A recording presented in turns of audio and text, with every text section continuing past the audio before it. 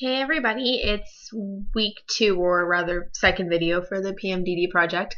Amanda sent me an email and said this week we are going to focus on signs and symptoms.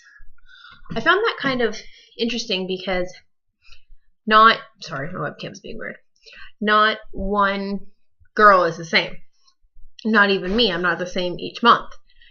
So I'm trying to focus on signs and symptoms that maybe I see more frequently than others. Insomnia is probably the first thing that I go through. Before the PMDD starts, about 2 days beforehand and 2 days into my PMDD, I can't sleep. It doesn't matter how tired I am, I can't sleep, I'm restless, and a lot of the time that leads to the agitation. So the agitation festers while I'm not sleeping, and then I start getting really angry, and that's when the anger sets in. My PMDD is angry. Like, there are girls who suffer like severe depression, and I get like that sometimes, but most times my PMDD is anger.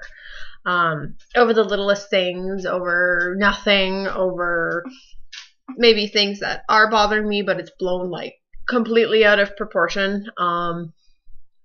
That's when the anger sets in for so long, and then I start getting the thoughts of harming my loved ones. So then I start to wrestle with thoughts. This is about the 3rd day into my PMDD. Along that same line, I start getting what I read one other girl on her blog call the pregnancy PMDD, which is where I start getting all the pregnancy symptoms. I get food cravings like mad.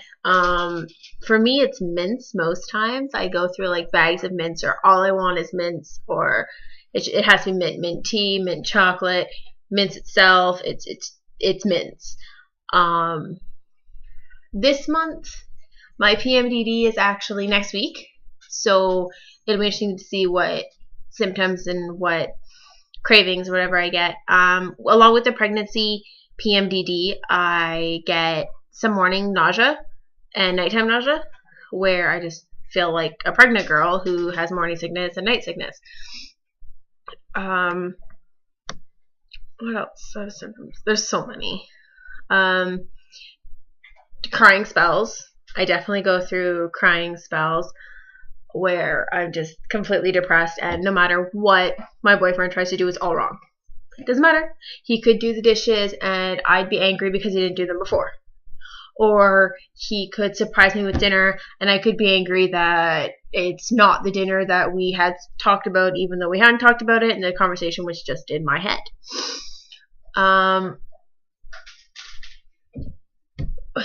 It's so hard to talk about symptoms because when you're in them, you don't think they're symptoms. You think they're you. It's how you feel. You're adamant. It's not my PMDD. This is how I feel. When it's really your PMDD, and it's not necessarily to the extreme of how you feel. Another sign and symptom that I guess I have besides the anger is the doubt. I really start to doubt everything. I doubt the house I live in. I doubt the relationship I'm in. I doubt the job. I become paranoid almost in the doubt, I guess, that I'm just waiting for it all to fall apart that week. And I will purposely, subconsciously, go out of my way to try and make it all fall apart. Like, I'll start pushing my boyfriend's buttons, and I'll start pointing out all the little flaws in the house and all that kind of stuff. It's just what happens. It's so weird because there's, like I said, there's nothing the same. There's no month the same. There's no nothing. I get this look in my eyes, I've been told, like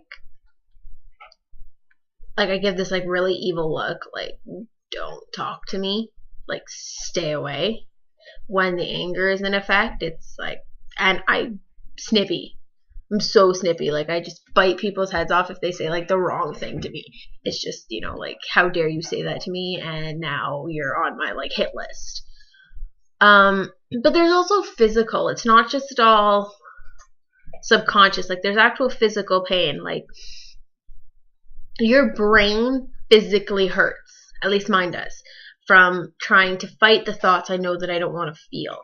It's tiring, and you get headaches. I get a pain in the base of my neck. I don't know why I get it there, but I do. I'm also extremely weak, like actually like weak. Like I can't grip as well, and I don't know if that's subconsciously linking to the depression I think I have during that week or not, but I'm physically just weak. I bruised easier that week, I found, like kind of clumsy, so I notice when I'm clumsy that week I get a little bit more bruises than normal. For me during that week, I want perfection. I want everything to be perfect, and that's impossible. Like I want me to look perfect, I want my boyfriend to act perfect, I want my house to look perfect, I want my friends to be perfect, and I have the weirdest group of friends, so that's impossible, and I love them for it. There are so many signs and symptoms, it's insane. But I'm really grateful for all the blogs. I totally recommend everybody watch tons of different videos, read tons of different blogs, because no one's the same. And I didn't realize that my pregnancy cravings were PMDD. I just thought I was weird. So and aside from feeling crazy, apparently you also are weird. Now, to fight the signs and symptoms, I don't know if that's what other people are putting in their video, but I'm going to put it in mine. For like the pregnancy stuff, I say just go with it. If you want to eat 5 bags of mints, eat 5 bags of mints. Don't freak out. Well, I know that's hard to say, but if you kind of can set yourself aside and realize that, okay, I'm not pregnant, it's just my PMDD, for those moments of clarity. I don't know if everybody else is the way I am with my PMDD. I'm not like, it's not like it takes complete control of me for the whole week. I'll have like moments of clarity where I'm like, okay, whoa, calm down. They're few and far between, but I'm grateful for them. I also find if you have a regular cycle, it's extremely helpful, because if you don't, then you're out of luck, because there's no way of tracking it. There's no way of warning your friends or family. It's nothing. You're out of luck. So if you can, for me, I went on the birth control patch and it regulated me, and I'm able to say, okay, love you all this week. I'm sorry ahead of time. I have before been without the patch and noticed a big difference. And sorry about the noise. There's someone coming up the stairs. So that's extremely helpful, is to go on some kind of way to regulate yourself. And then once you have that, you're able to keep track more of your signs and symptoms and how you are. For me, that was the hardest battle, because I wasn't regular for a really long time. And then I went on the patch and it completely changed it. I've been off the patch a couple times just due to reasons. Stubbornness being the main reason. And what a difference. Like, I'm vile. I'm horrible. It's the worst feeling in the world when I'm off it, because I can't control it at all. So that's my almost 9-minute rant of signs and symptoms of PMDD. So right now I'm in a pretty good mood, because it's not until next week. I do notice also the week before my PMDD, I'm in a pretty good mood. I'm actually the 2 weeks before. So as one girl called it, her 2-week grace period. And I'm, pretty easy to go along with, and I'm happy, and I'm myself. So that's why I am the way I am. Next week's going to be a whole different story, because next week is my PMDD week, and I will hope that I'll make a video and you can see the other side of me. I will be as honest as I was in my first one, and you guys can see the toll that PMDD takes on somebody. If my cravings start early, I'll make a video.